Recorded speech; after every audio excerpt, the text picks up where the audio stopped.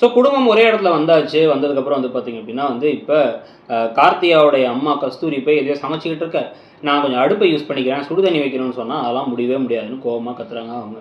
இவங்களாம் யாரும் இங்கே வர சொன்னா? அதெல்லாம் இங்கே ஹோட்டல்லாம் கிடைக்காது, சாப்பாடெலாம் நீங்கள் செய்ய முடியாது, அது நீங்கள் எதுக்கு இங்கே வந்தீங்க, கிளம்புங்கிற மாதிரி பேசிக்கிட்டு இருக்க, டக்குன்னு அவங்க அடுப்பில் அந்த குழம்பு தூக்கி கீழே வச்சுட்டு டக்குன்னு சோழன் என்ன பண்ணுறாரு, சுடு தண்ணி பற்ற வச்சு கொடுத்துட்டு சிங்கில் ஊற்றி விட்டுருப்பேன் எல்லாத்தையும் ஞாபகத்தை வச்சுங்க அப்படின்ட்டு போயிடுறாங்க. கடுப்பாக இருக்குது இவங்களுக்கு. இதுக்கு நடுவில் அந்த ஹெல்ப் பண்ணுற அந்த சொந்தக்காரரை வச்சு இவங்க வந்து சாப்பாடெல்லாம் வாங்கி எல்லாரும் ஒன்றா உட்காந்து சாப்பிட, எங்களுக்கும் அத்தை ஃபேமிலிக்கும் சண்டைனா குலதெய்வம் அதெல்லாம் தீர்த்து வச்சிருக்குன்னு பேசிகிட்டு இருக்காங்க.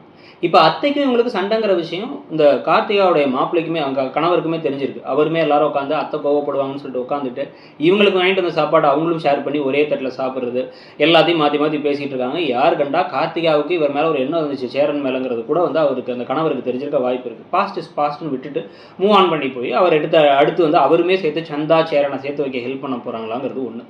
இவங்கெல்லாம் ஒன்றா உட்காந்து சாப்பிடும்பொழுது வந்து பார்த்தீங்க அப்படின்னா வந்து எதுக்கு இங்கே வந்தீங்க, எதுக்கு நீங்கள் இவங்க கூட உட்காந்து சாப்பிட்றீங்கன்னு அந்த பக்கம் கஸ்தூரி கேட்டுட்டு இருக்க, நடேசன் போதையோட வராரு. ஃபுல்லாக போதையில் வந்துட்டு இங்கே ஃப்ரெண்ட்ஸ் எல்லாம் கூட்டு வந்து இதான் என் ஃபேமிலின்னு இன்ட்ரடியூஸ் பண்ணி வச்சு அவர் வேற ஒரு குட்டி கலாட்டா பண்ணிட்டு இருக்காரு. இந்த குட்டி கலாட்டாக்கெலாம் இடையில தான் வந்து பார்த்தீங்கன்னா நைட்டு தூங்கும் பொழுது நீங்கள் தனியாக ஒரு இடத்துல போய் ஏன் தூங்குறீங்க, நான் அவங்க கூட துணைக்கு கீழே படுத்து தூங்குறேன்னு சோழன் ஏதோ பேசிக்கிட்டு இருக்க, சந்தா இருக்காங்க, சந்தா அவங்க கூட தூங்குவாங்கன்னு சொல்லிட்டு பாண்டியண்டி வாடா வாடா அப்படின்னு கூப்பிட்டுட்டார் அவங்க அண்ணனை.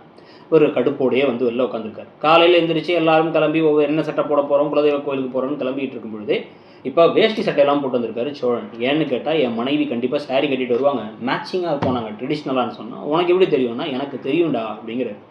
பார்த்தா அதே மாதிரி அவங்களும் வந்து சாரியில் வெளில வர அழகாக வெளில வராங்கன்னு இவர் பார்த்து அப்படியே கண்ணிலே வந்து காதலை காமிக்கணும் விஷயங்கள்லாம் நடந்துகிட்டு இருக்கு. இப்போ இதுக்கிடையில் நம்ம ஏற்கனவே சொன்ன மாதிரி இங்கே வச்சே சந்தா சேரனோட கல்யாண ட்ராக் நடக்க போகுதா, ஒரு பரபரப்பான ஒரு விஷயம் நடக்க போகுதாங்கிறத பொறுத்து இருந்து பார்க்கலாம். நீங்கள் என்ன நினைக்கிறீங்கிறத சொல்லுங்கள். இப்போ இந்த கதை எப்படி போகுதுங்கிறத சொல்லிட்டு மறக்காமல் இடம்பொருள் சேனலையும் சப்ஸ்கிரைப் பண்ணிக்கோங்க. தேங்க்யூ.